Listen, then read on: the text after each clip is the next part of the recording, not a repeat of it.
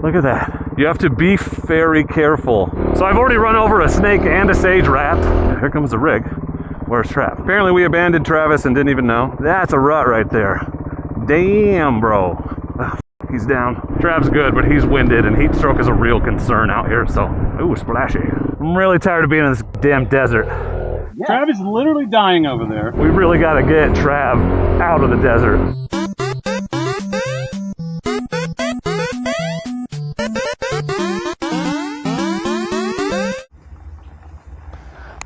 I am in Fields, Oregon, just miles from the Nevada border. It will be 90 degrees today, and I'm unbelievably excited because the trip that we've been planning for and working towards for a year is finally here. We're doing the Oregon BDR. So we are starting here in Fields, and if you come to Fields, you have to get a milkshake, and if you're doing the BDR, you have to come to Fields because there's nowhere else to get gas. And then we are going to hit the trail. We're going to be in the desert today, 120 miles to Plush. The weather forecast says it's going to be in the low 90s every single day, so that kind of sucks. But this route being half desert and half forest, it's really hard to find a sweet spot where the weather's good the whole way.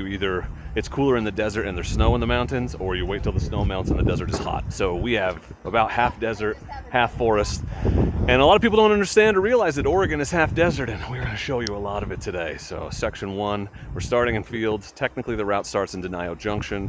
There isn't anything between here and there. Getting a shake, getting gas, and then we're going to hit the desert. The most remote section of this route, of the entire BDR, and the expert section, the hardest section of it is today. It's going to be an interesting day out there in 90-degree heat. I'm here with Trav and Tim, and I'm so stoked to get out there and make this happen. Speaking of making this happen, I have to give a big shout out and thank you to MotoCamp Nerd for sponsoring this video and helping me pay for this trip, helping make this trip happen. MotoCamp Nerd is the only store on the internet dedicated 100% to the needs of motorcycle campers. All of the gear on there is curated by Ben, the owner. It's a one-man show along with his wife. They pack all the orders themselves, and everything there he's vetted, used, and tested, and it is good for motorcycle camping. Not like a lot of these places that just throw a bunch of backpacking gear at you and assume Ben knows because he's an actual motorcycle camper like the rest of us. So I would encourage you to head over, check out the website.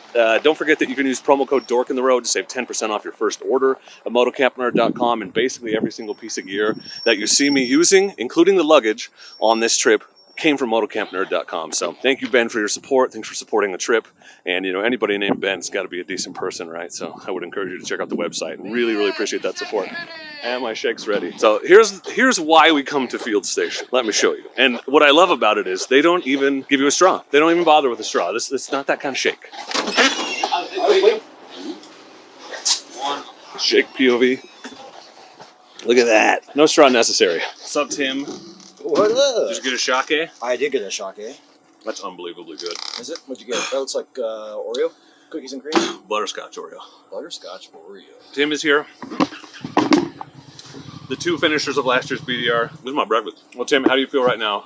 How do you feel right now as we start the route? Feel good. What are you thinking about? I feel like it's getting hot already. Trav? What? What are your feelings as we start this momentous journey?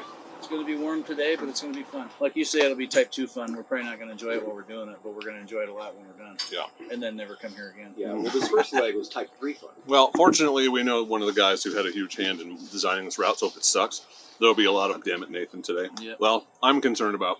This is the section I've spent the most time worrying about, so I guess it's good to get it out of the way at the beginning. It's the longest, most remote, has the hardest section, has the expert section, and if something's going to go wrong, this would be the worst place for it to happen. I also don't have the fuel range to make it all the way. Trav's going to carry an armadillo bag for me. I just drooled.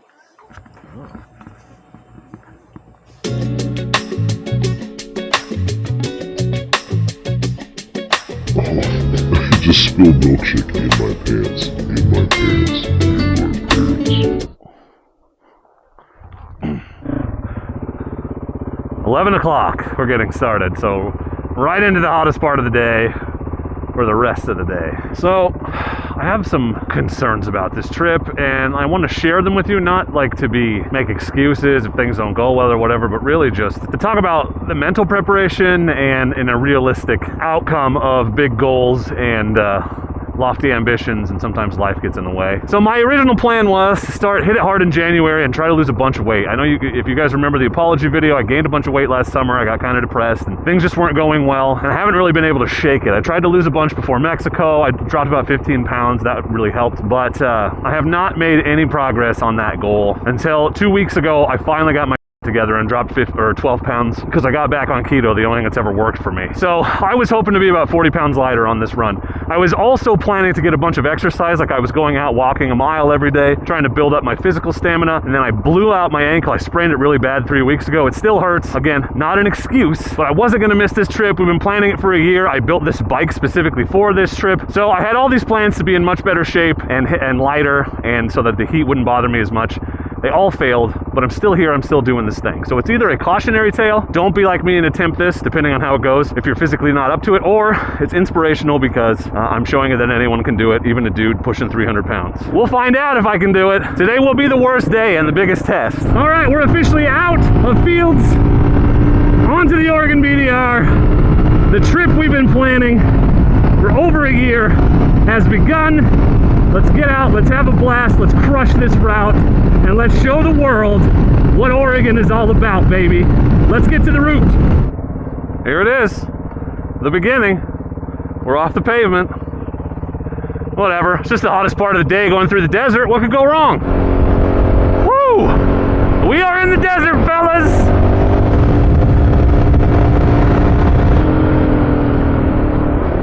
Ooh, some very fun river gullies here. So far, just this hard pack, the little loose stuff on top, and a lot of drainage ruts. So you don't want to go crazy fast, because this is the exact type of drainage ruts Mike broke his leg on the Wobbler last year. Check out that video if you haven't. So our plan of attack is to be a little bit more cautious this year because of all the mishaps and not push it so hard. It's gorgeous, man, but there's a lot of this. A lot of this. This bike, oh my God. And I'm gonna do a full rundown of this build because you've seen it part way, but not since I did like the last 3 major things. The last of which was the suspension, which is a night and day difference, oh my God. So big shout out and thank you to Paul at Evo in Forest Grove who did that for me. I mean, I paid him, but he did it. And Trav's bike was also set up by him, so highly recommend you go check him out if you need suspension work and you're local. Or even if you're not local, if you're coming in for the BDR, have him set it up before you take it on. He's that good. Oh yeah, this thing. The road riding was unpleasant. This thing, this is where it shines. This is what we're after. Wow, if it was muddy here, this would suck. Look at these ruts, man. That's newish. This is like recent. I know it rained up here just last week. So as hot as it is, I guess it's better than trying to do this in the mud, which would be a real nightmare. Somebody's just ranching out here. Look at this, just living, no big deal. It's just where they live. Cattle guard. There's also some wicked huge cattle guards out here, I guess. This must be the road here, yeah? Yeah, there's some cows. Not gonna do it, man. Not for you, buddy. You'll just put it in the video. There's a cow farm. You're gonna find cows outside. Ooh, yeah, these ruts are fun. Fun ruts. Oh man, what a day. What a life. 5 years ago me is insanely, not even jealous. I didn't even know enough to be jealous of something like this, that this would be something I would ever feel like I could do. Like, it just was so out of the realm of possibility. I never could have even conceived of it. I'm just so glad I found dual sport and adventure riding, became a part of this community. Adventure was not really part of my life before that. It's pretty cool. Pretty cool. We're going over these mountains. You can see the road. It's gotta be the road because there's no other road out here at all. Ooh, that's a little sharper than I was expecting. Gonna be a hot one, boys. Oh, whoa, all right. That was the new suspension doing its job. I don't know what I hit, but I did not see it. This is not gonna do it justice, but we are going up quick. Look at that. Wow. That is super cool. That is super cool. Oh, fun switchbacks, okay. Nope, no time to stop and putz around. Let's go up.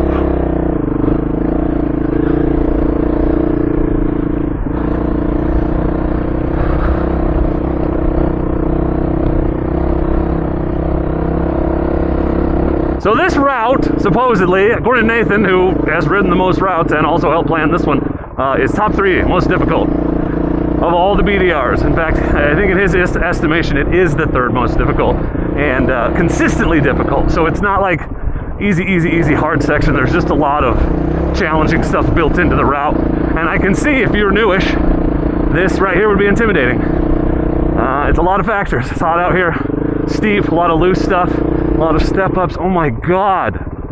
Wow. So I really don't like the way the front, okay, or I could kill it. Also fine. Yeah, I got sidetracked looking at the view and screwed myself.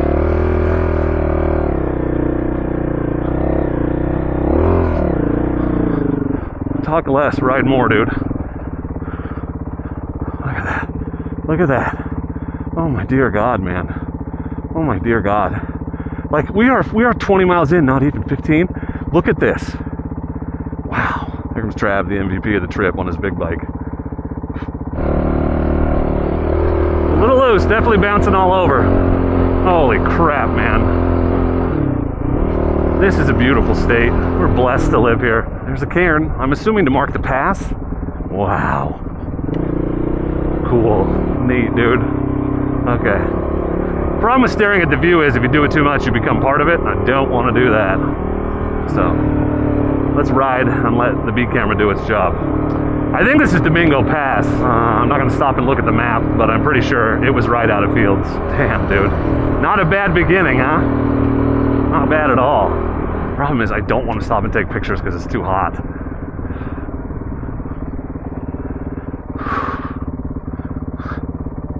But the camera on my chin takes pictures, 30 of them a second. Wow. Super cool, dude. Super cool, bro. Super cool.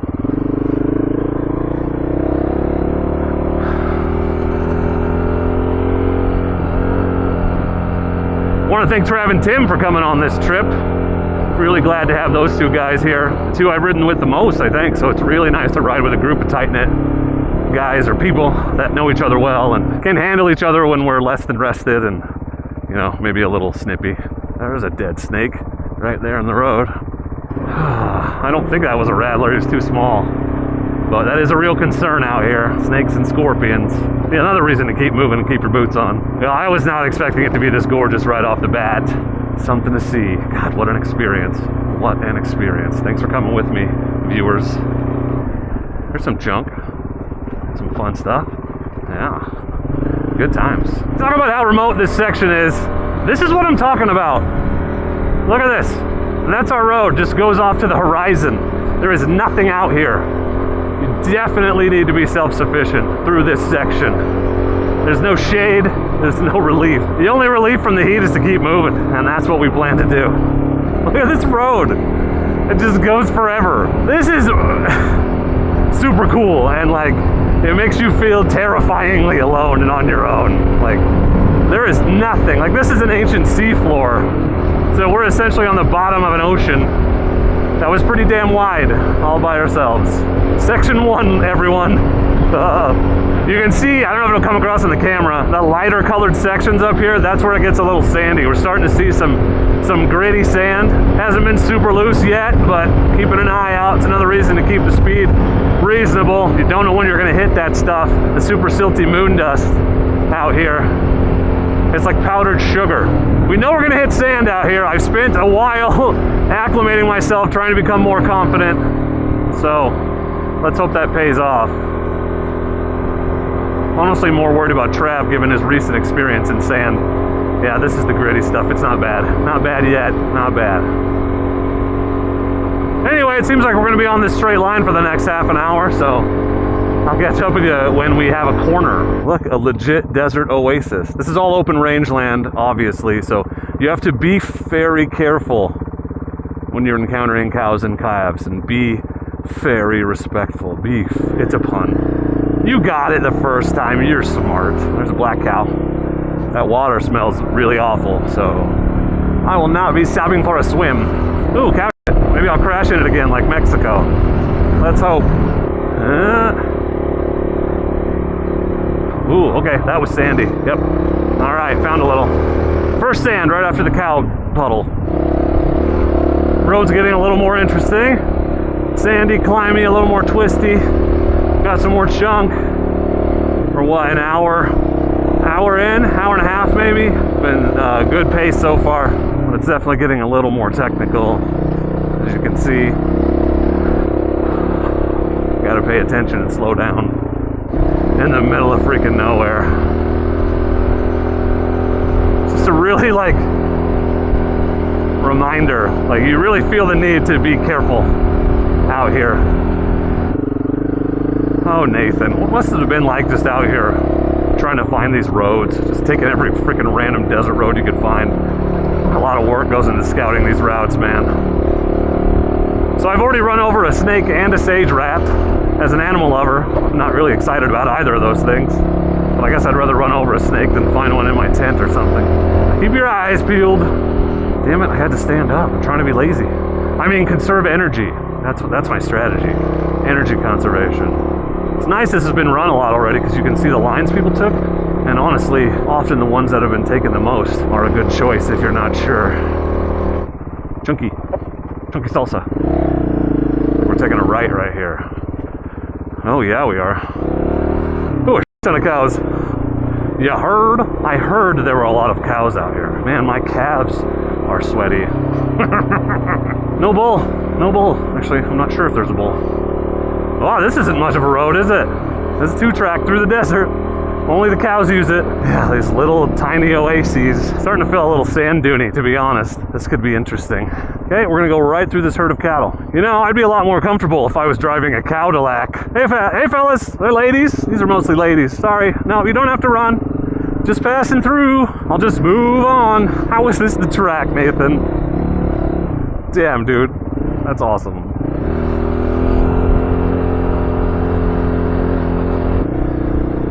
Okay, that's steep on the backside. This will be fun. I'm so much calmer on this trip. That scared me a year ago. I'm just like, well, I guess we'll climb up it. I don't know what else to do. Sounds like a plan to me. Oh yeah. No worries. No biggie. A little rutted, a little steep, little shenanigans. Whoa, it's a little slippery actually. The rear is spinning on me. Not a lot of room to navigate here. I got in the wrong track. There we go. Usually the uphill side is better, but not this one. Okay, stop looking while you're riding, dude.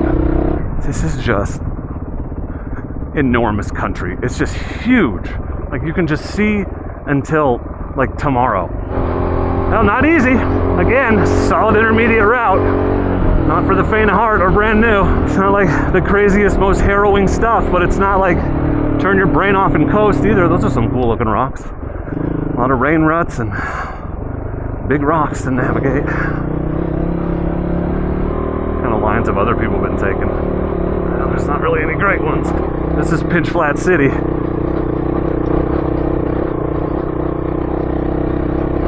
That's why we run full inflation, not screwing around with Aaron down out here. Not interested in Pinch Flats, thanks. This is pretty cool. This canyon here. The pace has slowed down some because it's a lot chunkier and sandier, both of which are things I don't want to experience unexpectedly going 40 miles an hour. So picking our way a little through this section. You can see it doesn't get a lot of two-wheel traffic, obviously.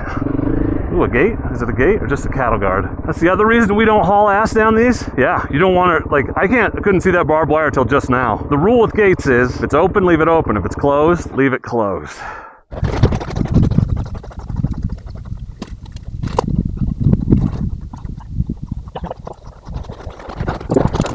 What does heat stroke feel like? Like this? I wonder. This is why they wanted me to lead. So I had to deal with it. Well done, boys.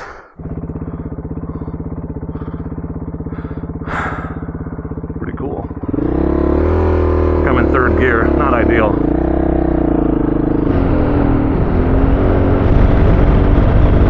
Yeah, I see. The line I want's over here. I'm not going through that. That's the kind of mud you don't recover from. Yeah, that's no good. We're really covered a lot of ground on this fast gravel, so let's keep going.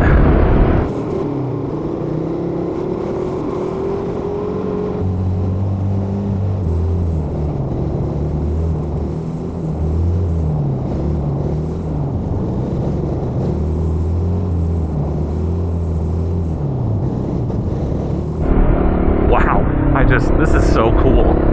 So fun. Here I am, fat, middle-aged, overweight, out of shape. I'm doing this. Adventures for everybody. You can have adventures too. Maybe don't jump right into something like this, but you could be there in a few years. If I can do it, you can do it. Interesting little switchback. Huh, awesome. Ooh. Yep, okay. Oh, that was fun.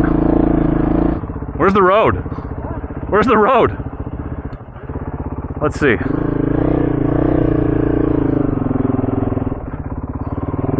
No, you're right. You're right, that's it.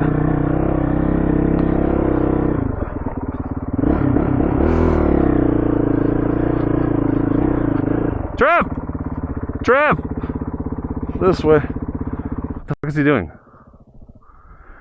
Well, I don't know what Travis is doing, but he's been standing there for 5 minutes, and we're holding up the overlanders behind us, waiting for him. So I think we're just gonna go, and he can catch up, because he's obviously not in distress. But this is a chunky, steep-ass road.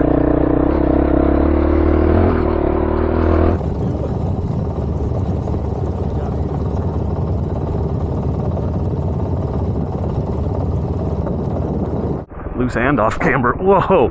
Just got a rock knock my foot off the peg. That's why you gotta put your toes in, kids. Okay. I'm just gonna go through this bush. That was better. That was a better line. Through the bush. That was what I wanted to do. Yeah, here comes the rig.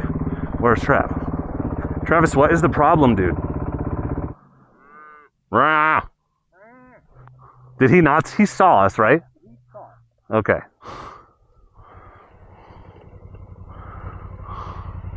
Stuck on that hill, I had to dig myself out. Oh, well. I'm gassed now. There's no way I'm doing baities. Why didn't you signal us? Like, I was like, well, let's just get to the base and see how we feel. Yeah, I know I'm not doing baities. Okay. I've got pulled muscle here and I'm out of energy. Okay. All right, well, continuing on. Apparently we abandoned Travis and didn't even know. In his hour of need, we were terrible friends. Whew, this is a weird road, man. It's almost like road in quotation marks. Well, Trav was stuck and couldn't get turned around, and we didn't realize it because the whole time I was watching him, he was just messing with his camera. So he's not feeling great at the moment. Understandably, when it's 90 degrees and you're trying to muscle a huge fully loaded adventure bike around, thought we'd get the air flowing for him and keep going. We're not in a hurry. Again, I'd like to get out of the damn desert, but we don't have to do that until some point today, so we can take it at a measured pace if need be. And that's my fault for having too many bikes. It's a real first world problem, you know? Oh, my wallet's too small for all these 50s and my diamond shoes are too tight. I smell sagebrush, dude. I smell it. Cool cliff rock face over here, I assume. Whoa, that's a rut right there. Damn, bro. They must be on comms. That was really synchronized. Thanks, guys. Trav took a wrong turn again. Oh my god, he's not navigating well. Trav is struggling right now. I don't think his GPS is helping him any. Well, no man left behind. I better go back for him. Oh, he's down. He's down. Where the f are you, dude? Is that a road? I think the turn he missed is up here. I should be able to get onto the road he's on, theoretically. This is it. Oh, that was close. Almost on the ground myself. This is not a road. I'm leaving this right here. Trav is finding exciting new ways to traverse the Oregon BDR.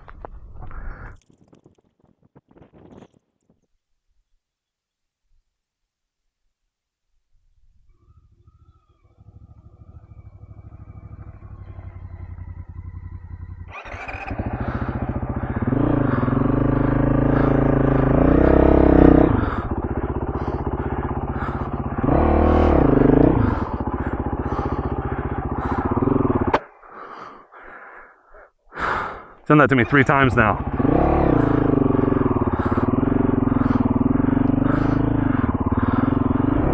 So it's all big bike friendly until you have to do that, recover it on a hillside. And then it's much easier, you probably saw, with the dual sport to get it turned around when you need to. Damn. Yeah, that being easier is worth like all of the discomfort of riding it out here, which I didn't do this time, but if I had, Anyway, all of that happened, and that's why they call it adventure. Trav's good, but he's winded, and heat stroke is a real concern out here, so it's probably best we just get him to some shade. But we are only about halfway done. So I'll get him to take some electrolytes when we stop. If we stop, we'll have to stop at some point, because I'm gonna run out of gas now. There's Tim, I think. I hope. Oh, that's Tim. Okay. Can you take, you want a pill? Electrolyte or something? Oh, no, I'm good with that. I'm worried about you heat stroking. I'm not.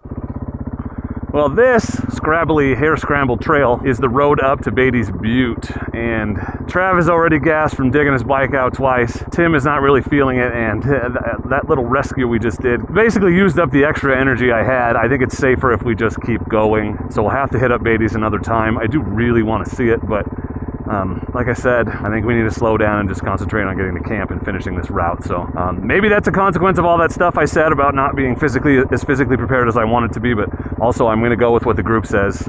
And since I was on the fence, I might have attempted it if Tim was like, oh my god, I don't want to miss it, but there's always another day. So let's keep moving. We are barely over halfway through the route. Yeah, this doesn't seem smart right now. That's the expert section, so we'll skip that expert section. We're definitely going to do Cache Mountain, and I don't think we're going to be able to get to Three Creeks Butte, but it's all right. Discretion is the better part of valor. It's optional for a reason. Yeah, it's probably smarter I stay behind Trav. I'll sweep for a while. He's doing fine. He's just on a big bike, so he's just a lot more tired. Don't read into this as like, oh, Trav can't handle it. It's not at all what I'm saying. I would be in a much worse position than him were I riding that bike and had to do the things he's had to do today. Ooh, water crossing.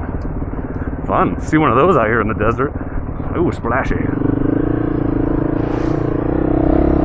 There you go. Now my feet are cooled off. On some silt, but even this it's just a thin layer on the hard pack. I think the stuff isn't all the way dried out yet. Oh, that whole road was silt. But the terrain, the surfaces are changing. We're getting into a lot looser, finer stuff and out of the more coarse, sandy stuff, it looks like.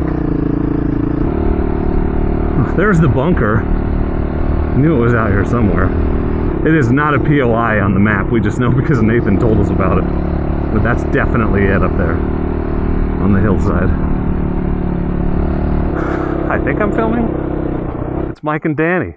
What the hell are you guys doing out here? So you guys always ask me what happened to Mike. There he is. He's fine. He's crushing it. Back to crushing it. They had a head start on us this time, and we caught them. What's up, man? Dork. How are you? These guys tell you I'm bad luck?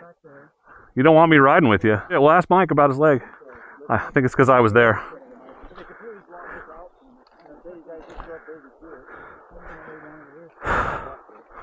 Well, Did you just bow in front of Mike? he did. I'm going to tell you a secret. I'm really tired of being in this damn desert.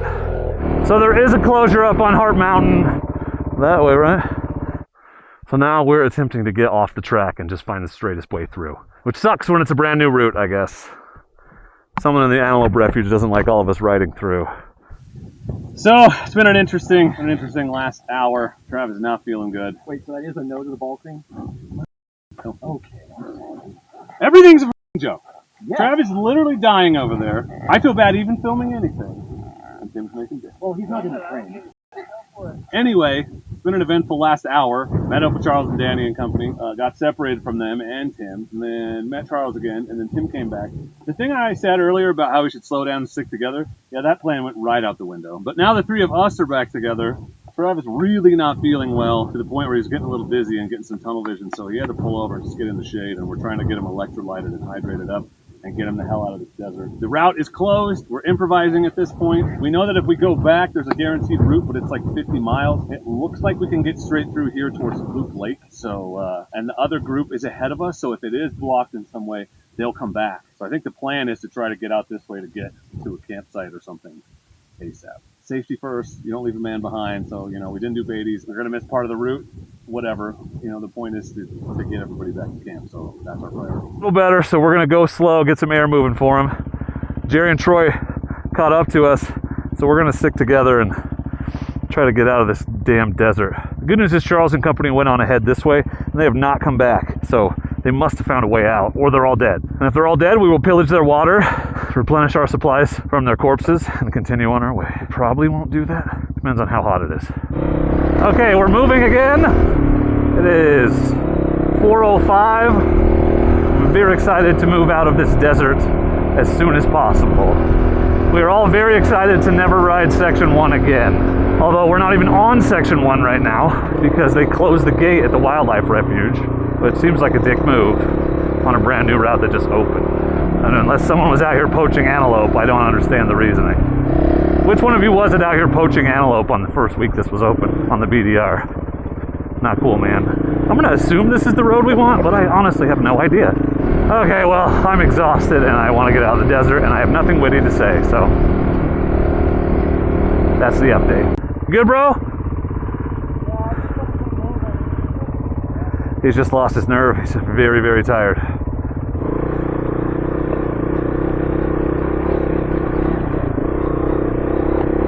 Ooh, very, very, yeah, this is a riverbed. Very river rocky. Not awesome. Not awesome.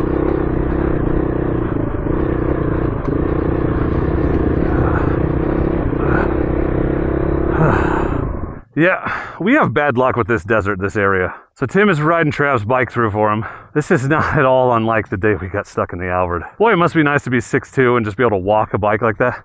I'm tiptoes on my best day. Yeah, Trav's not doing good. We are off the map. Like, we are not even on a road on the map right now. But it's going in the right direction. And going back is probably a 2-hour ride through some of the really tough stuff.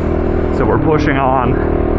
We really got to get Trav out of the desert. And French Glen Road is right over there, which is what we need to get back to semi-civilization.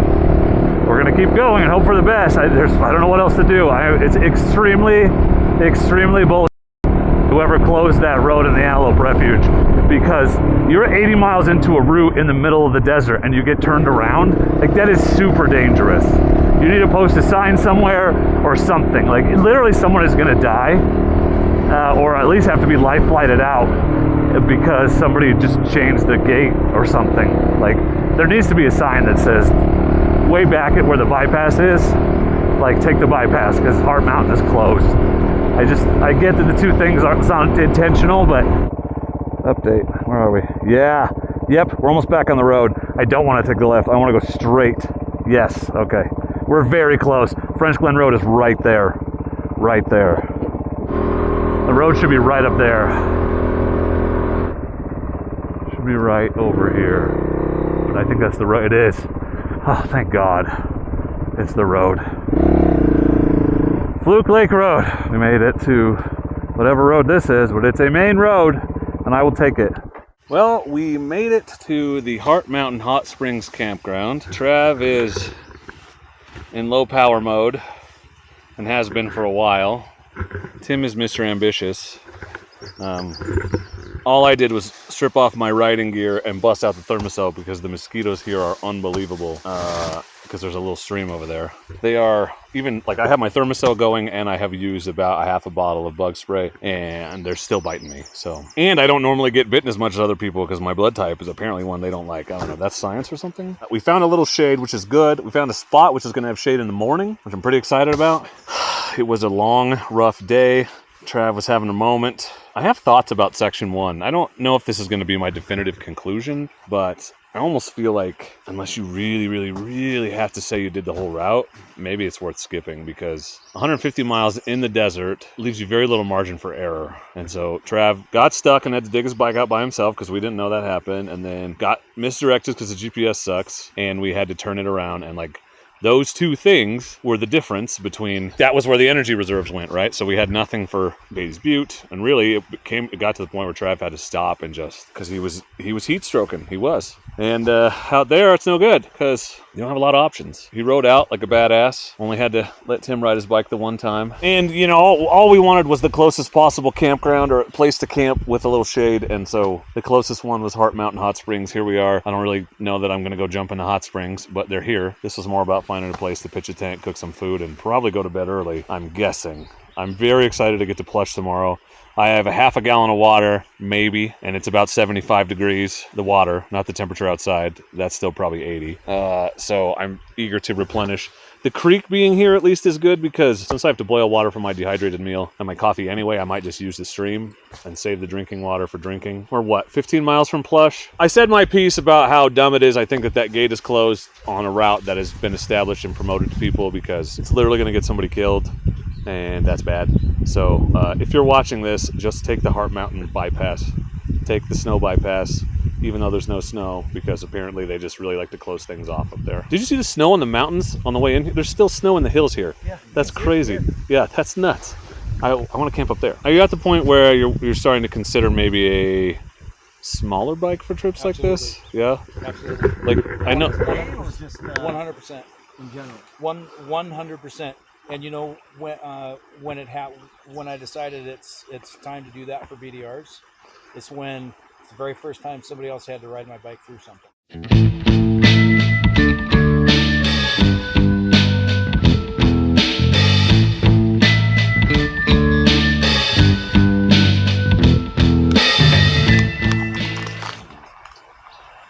Cuban rice bowl, good to go company from Motocamp Nerd. Thanks Motocamp Nerd for sending me this. I told you basically everything I'm using came from Motocamp Nerd, who also sponsored this video, let's not forget. So I gave it a lot of extra time. This is gluten-free and vegetarian. You know, two of my favorite things. This good to go company, it's a lot of pescatarian, vegan, so if you're into that, they have a lot of options. I guess it just tastes like food, which is what I need right now. This spoon, Motocamp Nerd. There's so many mosquitoes, bro. Black beans, plantain, and rice with garlic crema sauce. It is what it tastes like. Travis, if you're dying, you have to let me know. Yeah, if you die, say something. Okay. Get killed. Walk it off. I don't even feel hungry. That's what's crazy. And I'm always hungry. I'm just eating this because I know I need to eat something. I'm thirsty as hell. I'm going to run out of water. I'm just chugging it like crazy. Almost like we spent all day in the damn desert. You know, I've got mosquitoes literally sucking the lifeblood out of me. That rehydrated well. How's your... chocolate sauce. That's what my granola bars are like, so I don't even bother to eat them. Tim is literally squeezing a chocolate bar onto graham crackers because it's everything we have is so melted from today. This is dinner. I honestly think I'm going to have a cigar after this. I only brought 3, but mostly because I know it'll drive the mosquitoes off. That always works. And I would not be surprised if we all go to bed after that. The guy that pulled up on the XR told us that apparently the gas pump in Plush is not working, and it is the only one in town and anywhere nearby. So I hope that ain't true. Hope we'll get it going tomorrow, because I'll probably have maybe 40 miles range after we get to Plush. Honestly, only because I got 2 gallons from Trav today. It's part of my efforts to bring less stuff this time. I only brought 3 cigars. Did not bring my torch lighter. I only brought the crappy one that's on this case. I either save them for special occasions or replenish along the way, or I'm just out after 3. But right now, as Tim said, we earned it. And also, I do think it will drive some of the mosquitoes away, so it's worth it at the moment. I should light it off my jet boil. That thing's insane.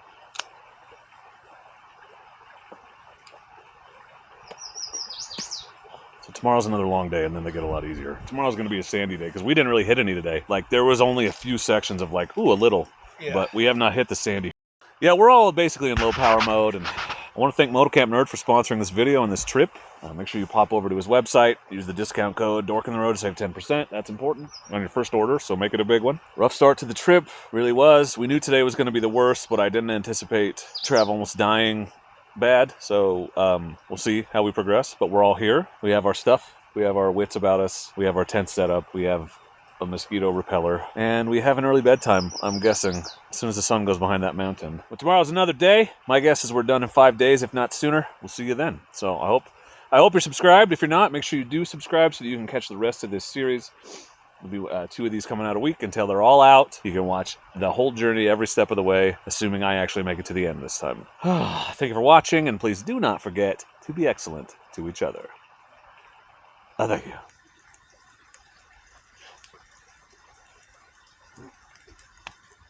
So I put my pants today.